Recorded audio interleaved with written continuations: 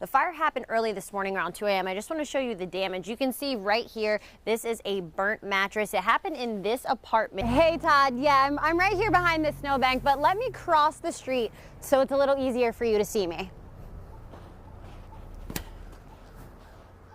Oh wait, not any better. That's because the snowbanks are extremely high all around the state. The home where the shooting happened right behind me, it's this blue house. You can see the police tape is still surrounding it. And right down here on the corner, that is Maine Medical Center, and it's about 150 yards away from the home. This is the poster that decorates many of the telephone poles down along Portland's waterfront, and on it is the information about Matt Foster. Today is a day you do not want to forget your cell phone. So before you run out the door this morning, shove that stuff in your trunk. People think of pizza, wings, nachos as Super Bowl food, but if you have a sweet tooth like Todd and I, you want cake.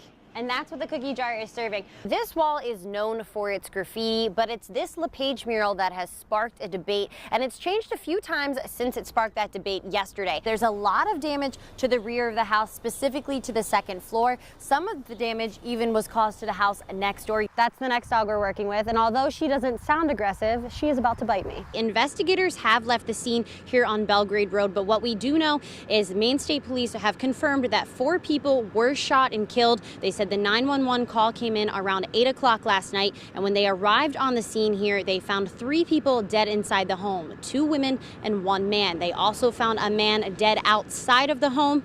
Also found on the scene was a 4-year-old little girl. Police say 2 of the people killed are her parents. The little girl was unharmed. I do have the names of those who were killed in the incident: Amanda Bragg and Michael Mazzaroli, who are believed to be the parents of that little girl, and Amy DeRosby. The man who was found outside of the home, Herman Derrico, and that is who police believe is the shooter. The evidence and information gathered at this point indicates that Herman shot the 3 adults inside the residence, then exited the residence and shot himself. At this point, we do not have a clear understanding of why this happened or what caused this to happen. Maine State Police say they believe that all 4 people involved in the incident did live inside the home here on Belgrade Road. No arrests have been made and no one was taken into custody. They said they're going to continue this investigation to figure out the motive and what exactly happened. The second time that Bernie Sanders has brought his campaign to Portland. He was here back in July and he hosted a rally at the Cross Insurance Arena in Portland, and it brought in 7,000 people. Now today he's going to be here at the State Theater. The State Theater unfortunately cannot hold quite as many people, but they are expecting a big turnout.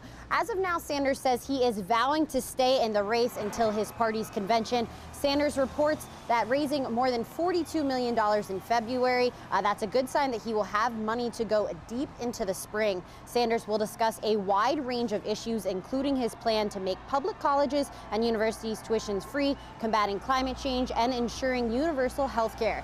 The event is going to start here at the State Theater at 1 o'clock. The doors open at 11. It is free to the public, but it is a first come, first serve. Now, his appearance here in Portland comes the same week as the Democratic caucus, which will happen on Sunday, with the Republican caucus happening on Saturday.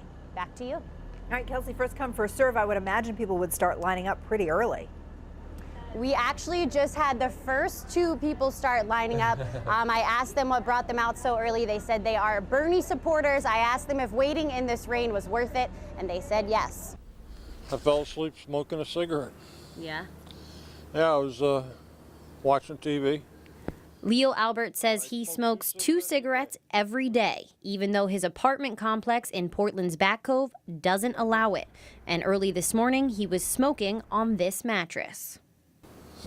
Apparently, I dozed off, and when I woke up, my hand was hot, you know? Mm-hmm. It didn't burn, it just was hot. There were flames. The bed was on flames, you know? Hell, by the time I got to call 911, the whole room was going. The fire forced the evacuation of other people living in the building. It's not me I'm worried about. I'm worried about, like you said, I'm worried about the neighbors. There's a couple with a kid that lives upstairs. There's a couple with 2 kids that live there. Fire Chief Bob Stewart says his crews worked quickly and were able to stop the fire from spreading to other units, but there was damage to Albert's apartment. And now, the whole apartment's ruined. It's my fault. I got nothing else to say. Everything's my fault, and I'm sorry, and I'm really sorry for the neighbors. In Portland, Kelsey Fabian, News Center. People in downtown Lewiston are shocked by the violent robbery that happened at the vault in broad daylight. A female store clerk was assaulted so badly, she was sent to the hospital. I'm mad, and I'm disappointed, and I'm scared that this could happen to somebody else, and that this person sort of thought that this was okay behavior. Keith Tenenbaum says as a small business owner, you are aware that robberies can happen. It just makes me angry. But what happened at his store on Saturday was something he never expected. A standard robbery would have been nothing compared to what actually happened here, and that's the part that makes it so hard. And I never envisioned such a thing. His employee was behind the register at his Lisbon Street store when she was assaulted. Gentleman, I use that term loosely, came into the store, and when the other staff member was alone, he attempted to rob the place and in the process injured her pretty badly. Police say the violent robbery isn't something that happens often in the area. This is a very rare incident. It makes me very angry, and that's why we're working our hardest to get him. Tenenbaum says he has faith that the police will find the man responsible, and in the meantime, he is thankful for the community around him. People have just been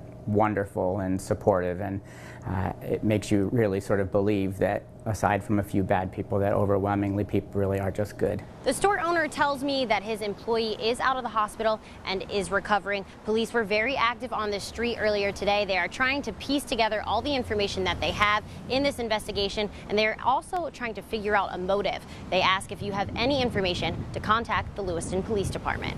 I'm Kelsey Fabian in Lewiston. I am like everybody else in this building. John Ayers, the CEO of IDEX Laboratories, is talking about his not-so-private desk. No one has a dedicated office. We're in what we call an open space. This open space concept eliminates cubicles and offices in the workplace, a trend that many businesses in Europe and the West Coast have adopted, and now Maine. It's happening in bigger cities. It's happening also with companies like IDEX that have multiple locations, and people are moving between the offices. So as those kind of companies move to Maine, they just bring that with them.